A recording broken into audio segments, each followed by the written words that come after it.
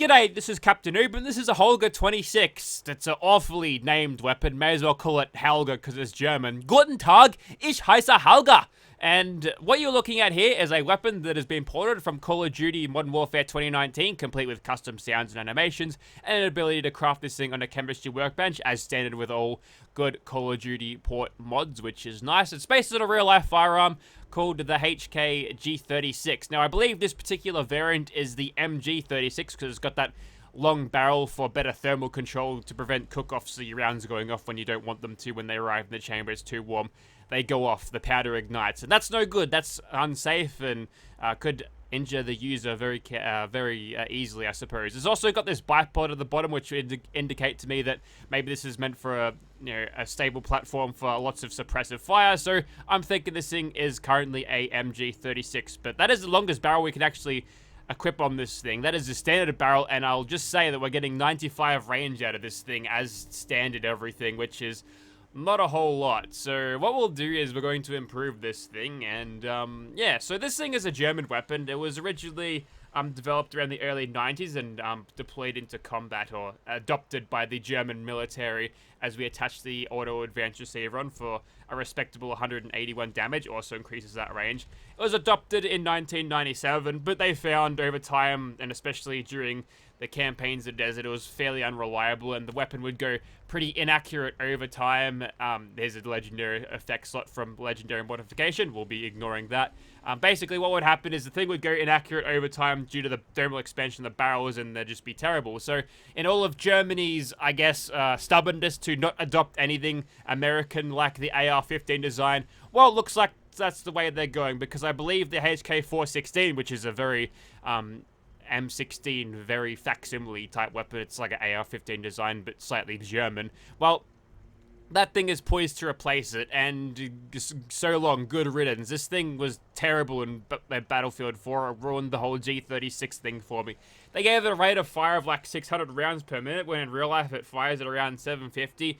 Terrible, terrible weapon in that game. Sure, it was accurate, but your DPS was so abysmal that you couldn't kill anything with it. Anyway, so the tactical suppressor goes on. We'll have to add the Ace Operator perk to allow me to get the benefits of that, but we'll throw that on for the muzzles and the barrels.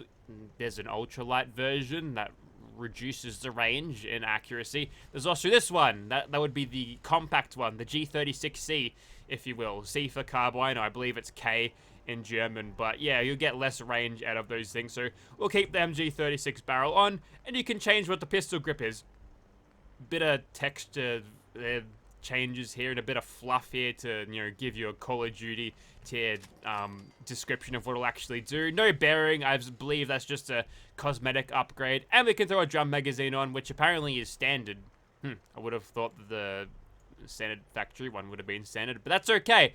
So this double snail magazine is going to allow us to have a lot of ammo capacity, lots of ability to just keep on shooting, lots of sustained fire potential. And we've got some grips we can throw on the underbarrel here, including there's stubby ones, there's longer ones, and there's angled ones. We'll go for this one, a range of 4 grips. We've got plenty to grab onto as we're firing long bursts. Now, as we go into sights here, there's some AOTechs with some flip-up scopes on them. There's also proper scopes, AOTechs without the extra scopes, and there's also these cool integral reflex ones, which if you haven't got a handguard or a carry handle already installed on it, it'll cover up hang on, I'll show you that one a little bit later on, but for this one, I think we'll just go with, let's go with this one. That one's cool. We'll use one of those magnifying sights on this thing. Why not? And you can change the stock. You go for like the biggest padding, and maybe that'll reduce the recoil the most. That one looks like a FN Herstal stock. It looks like a Scar H stock, so we'll throw that one on because, Belgium and German, you just gotta flip the colors around and they're basically the same flag. You can mount lasers on this top Picatinny rail here. These 5 milliwatt ones seem to be giving me lots of hipfire accuracy. Speeds up acquisition on after sprinting, exposes position when active. I don't think it will. I've got a suppressor. I'm practically invisible. There's also a damage slider here, so if you feel like this thing is not doing its job in terms of damage, there's always an option to tweak that a little bit and make it slightly better, but there we go. There's also blueprints here, which, yeah, some of these remove the handguard. It won't disrupt the sights you've already put on it, but if you want to carry this thing using that, then, well, you can't really do it. Carry it all that way, but if you want the appearance of the handguard there was that aforementioned built-in reflex sight that you can use to bridge that gap, so to speak. Now, there's a bunch of paints to this one. Some of them are cringe, like that one that's got an anime girl on it. Next, that one's less cringe. That one's cool. That one looks like it's like made out of a snake skin. Necrosis is cool because, you know, it's context sensitive. There's ghouls in this game. They all suffer from necrosis. You stand next to Hancock, it smells like a corpse. Any white girls in the video that have romanced him, you smell like death. Next up, we've got Soul of the Beast. This is cool, I guess. Got a phoenix on the side. That's neat. And then standard is with the one we've got. Let's throw on this one. Finish line. Perfect. It's got some cool checkered stuff on it. That's nice. Anyways, there's our Holger-26. Holger's ready to go. We're going to make a few more Holgers and we're going to start shooting stuff. In order to craft the Holger-26, just find Holger-26 subfolder on your chemistry workbench. Und it will require one Sturmgewehr to craft this thing, so make sure you carry your assault rifles in, as well as these materials and gun nut rank 2 in order to craft this thing. Alright, so this mod has been updated because I waited until morning to record shooting stuff, and there's been an update. So we've got an extra slot here for the reload speed. You can add sleight of hand. Isn't that nice? So, you know, this big drum magazine, you won't have to reload it all the time anyway, but when you do, it's a faster reload. That's also nice to have. I've also got some fake through scopes on these things, so the automatic one and the semi-automatic one with the big ass scope, they're all fake through scopes, so we'll actually get to see what those are like. The rest of them, well, that's what they look like. Alright, welcome back to the gunner's place. Here is our machine Gewehr 36 in first person, and taking a quick look down the scope, this thing successfully has installed a fake through scope, which is cool. Now, this one isn't as trippy as some of your higher magnification things, but just looking at this truck and this trailer in the distance, there's a little bit of, well, it's a little bit trippy because normally in this game and mostly other video games, the FOV is not, is just the entire screen and not just the confines of the scope, which leads to many interesting effects, which we'll get to as we get to. But this one here, this is a sniper status version with even more powerful scope, and a little thing you can do with the see-through scopes, or the fake-through scopes, I should say, is that you can use the scroll wheel to zoom in even further to gain that little bit of extra magnification should you need to be shooting at longer distances, which is nice. The last ones I've made were a little bit more basic. So this is just a standard-looking G36 with a skull paint and a red magazine, no suppressor here, just a big compensator on it, and that foregrip is way too far forward. You want to burn your fingers on the barrel or possibly the muzzle flash, then I guess that's where you want to put the thing. Maybe you're using this thing in the snow and you need the muzzle flashes to warm up your mitts. Who knows? But it's got a very COD sound to it, and there's not a lot of weapon jiggle as you're firing it, so it should be a pretty stable and good weapon to use. Lastly, I've got this one. This one's kitted out with a drum magazine. It's got one of those skins that doesn't have the carry handle go all the way across, so I've supplemented that with one of those integral reflex sights, which looks like that when aiming down sights, complete with a small angled foregrip to go along with it and a laser sight for good measure. Now, let's talk about using these fake through scopes, because apart from being trippy and probably will get, it's going to take a while for me to get used to, there's quirks. Obviously, having such a longer range scope and a fairly sensitive mouse, I'm going to have to be very precise with my movements because I can't really, it's not as easy to predict where your targets are going to be because the whole screen's not going to be zooming in. And since we're currently at a one-time zoom in, at least not looking through the scope, everything's a little bit blurry and somewhat low poly over there. Also, another thing, and this is not to do with the scopes or anything, but this weapon has like 100 range on it, which is substandard. So as soon as we stop getting our glorious sneak criticals, I think this is going to struggle over range. So we'll do the best we can, but I don't expect this thing to be sniping effectively for super long. Although if they just want to sit there in absolutely no cover whatsoever, then I'm happy to oblige them with a few 5.56s to the head. Alright, now that they're coming closer, let's switch over to our automatic version and begin hosing them down. Hopefully. Hang on. Where is that man? Oh. You're getting the critical treatment. Alright.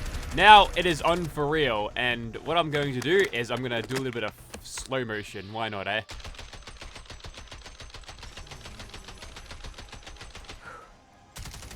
With this thing's massive ammo capacity, we can just hose down our enemies for days. And there's a little bit of recoil there, but it's not too hard to control. If your enemies are up close, you can easily full auto them with not having to worry about exactly how accurate you are, because you've got all these bullets as well. Let me just jump on these tires. That's perfect. That's what I needed. Operation Head Glitch is going really well so far. The enemies can't quite comprehend my tactics here. Anyways, let's switch over to something a little bit more close range. So this one's without the Ace Operator perk, boosting our damage with... Hey, that's a Molotov.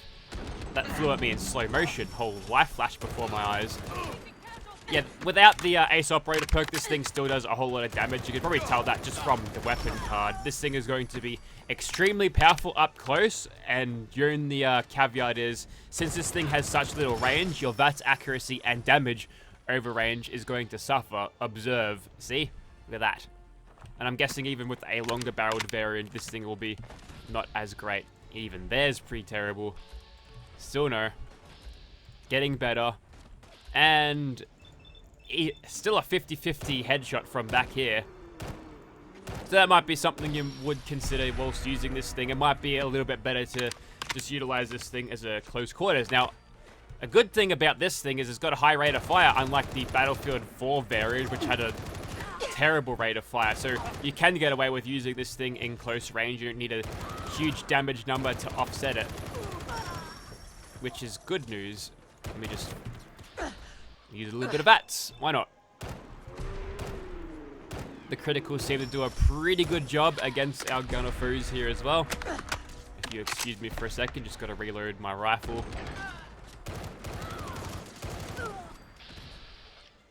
I don't know exactly why I got so much damage, but apparently that headshot, those 3 headshots were enough to kill him. And we may have just seen the limitations of this thing's range just then, and the mysterious stranger got absolutely destroyed. Yeah, so using this version with a longer barrel seems the way to go. It's not exactly the heaviest gun in the world either, so on a survival playthrough, I think you'll be doing just fine with it. Perhaps it's a conscious balancing decision to make its range so low that you have to go in nice and close to your enemies to get it to work. But the risk and reward factor, I think, is pleasing. So I'm pretty okay with this. And we've done a pretty good job at cleaning up everything. And if I can get through this section without utilizing Nerd Rage, we might be able to tactically utilize it a little bit later on.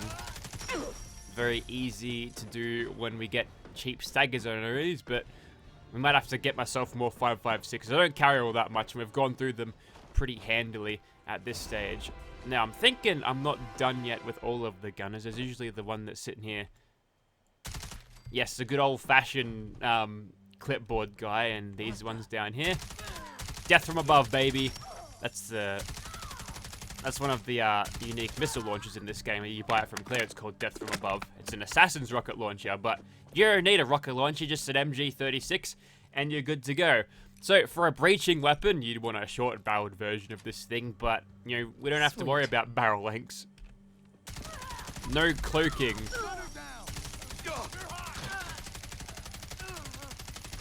So with one gigantic burst, we're able to slaughter every single one of these gunners in here, and yeah, a pretty handy weapon to have. I think maybe if you do increase the range at this stage, it might be breaching into the too overpowered thing, so maybe it's good how it is, which means it's going to be harder to use as a stealthy weapon, but it's a machine gun, so you know, you typically wouldn't think you'd use it like that anyway. But against the monsters, it might struggle a little bit if we want to get in close to get those sneak criticals, but we've got a huge ammo capacity, so who knows, I think we'll be just fine. Here's the versions of these weapons.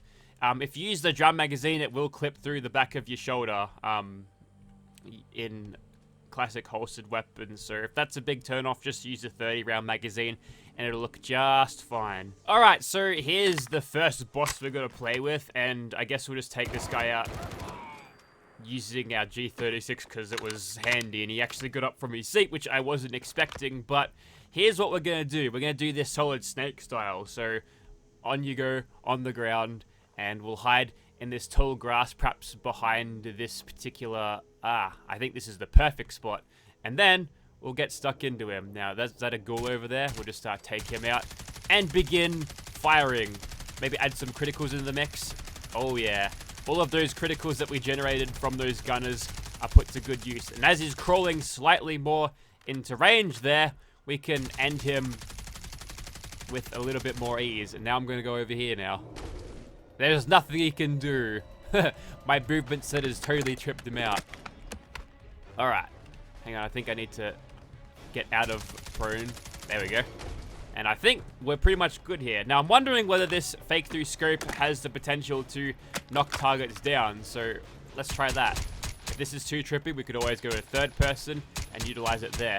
Although, I will say that unlike most mods or just the standard way of balancing semi-auto versus full auto, you don't actually get any damage bonuses from your semi-autos or damage penalties for your autos, depending on which way you'd like to look at it. But looks like the job is done, and yeah, that is it for Mr. Swan, and we did a pretty good job there. And you could really tell, as soon as he crawled to about here-ish, I started getting actual really good damage on him. So yeah, the range on this thing, I don't know, it might be a little bit of a, well, it might be a deal breaker for some, but I think it adds to its role as a very close range shredder type thing, and that's supplemented by its damage as well, so I'm okay with that. So one of the things I haven't done much with this thing is utilize it in VATS. So here's what's gonna happen.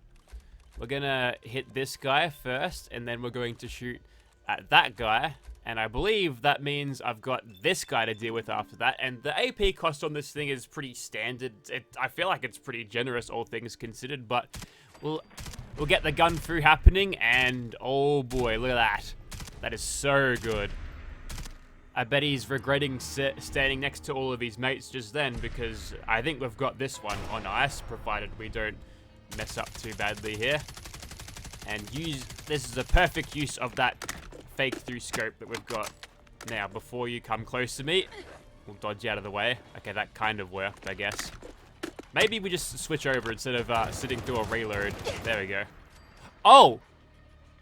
Okay, I just killed him with bloody mess, and you all saw that. That's a win.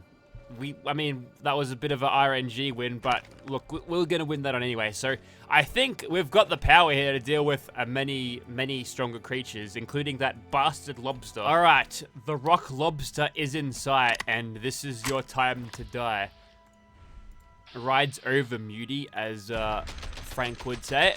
So we'll just start filling him full of lead. I think the mysterious stranger has showed up there, which is not cool, because that would have cut off my sneak criticals, because he would have immediately aggroed the beast. But here's what I'm gonna do. I'm just trying to hide behind this, see if cover works. I think it will, you know. Peekaboo. Over here. No, over here. Okay, I think I may have found my way to cheese this boss. It certainly helps that I've got the tactical leaning mod at this stage, though. Oh, he's got a couple of hits in. Must have been a pretty minor hit, though. Oh, I can just shoot his claw. Wow. I found the Terramorphous / Cormorak spot, I think. Oh, yeah. We'll try to go for those more heavier hitting headshots, though. He got a bit of AP, and we can see that reload animation. All those boogers fly from his mouth. What is that even supposed to be? Is it like acid? I suppose it'd be acid, but as far as I'm aware, the lobsters in real life, they don't spit noxious, do they? Actually, I don't know. I'm not a marine biologist. I'm a bloody roof plumber. All I know is put sheet on roof. Oh yeah, those slow motion bouts of complete face destruction, and all of that staggering that we're getting on him. I think you've met your match today, Rock Lobster. Oh yeah, he is hurting. I don't think I've beaten him as handily as that ever, and we really played to the weapon's strengths there because, I mean, obviously he's gonna want to close the distance because he's a lobster and he's got claws and a short-range spin attack, but we're able to corral him and just keep him at an arm's length where this thing was able to reach out and slap him where he couldn't really do anything at all. So, yeah, we crushed it there, and, you know, that was probably like I said, one of the easiest runs I've had with this particular boss, this little bastard, the rock lobster. So, yeah, there you go. So, I wouldn't say overpowered because it does have its pretty big flaw in the fact that it just doesn't have any range attached to it, which, you know, limits your ability to use the scopes as intended, I suppose. But I think where it sits, it's pretty good, and the ability to have a faster reloader as well is also a nice addition, and I'm glad that I was able to use it with that. So if you are looking to see this thing in your game, check out link in the description. There's also a G36 complex mod, I believe it's like that, somewhere on the Nexus as well. I'll be presenting a link to that in the description as an alternative download, but I think this mod will eventually be ported to Xbox, you know, pending an individual porter, because for some reason the mod authors themselves don't want to do it. Maybe I'll ask why, but I'm not really sure why. Anyways, check it out. Link in the description. Highly recommended. Thank you very much for watching.